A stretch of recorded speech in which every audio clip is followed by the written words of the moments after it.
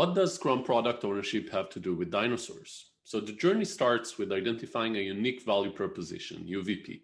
As product owners, we should figure out what's the vision, where is the value we're looking for, and what assumptions we're making that we need to validate. So the first thing that they would need to figure out is, with that unique value proposition in mind, what's the minimum viable product that we can build in order to test our assumptions? Is there real value? Is there a good fit between our idea and the market needs? We will define this MVP, and the Scrum team would build it.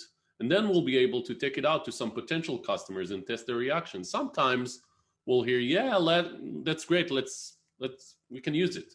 More frequently, it will be, this is great, but in order for me to use it, I need X. And X might be different for each customer. In that case, we might need to pivot because our MVP is not a direct fit for enough people. So if we use that feedback and pivot again in a different direction, we might say, okay, we've heard a lot of things in this area. Let's try to build something here, right?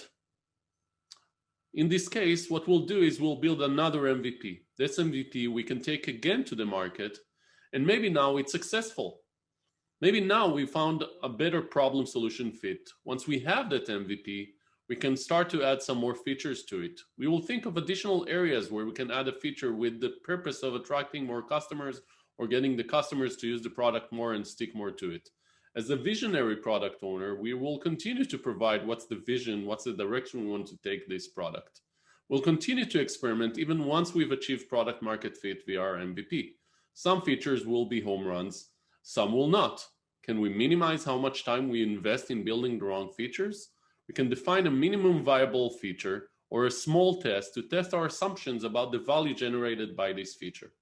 When we're quite sure about a feature, we will build it as an MMF, a minimally marketable feature, the smallest feature that customers would really be able to use and would drive them to use the product more. Can you see the dinosaur yet?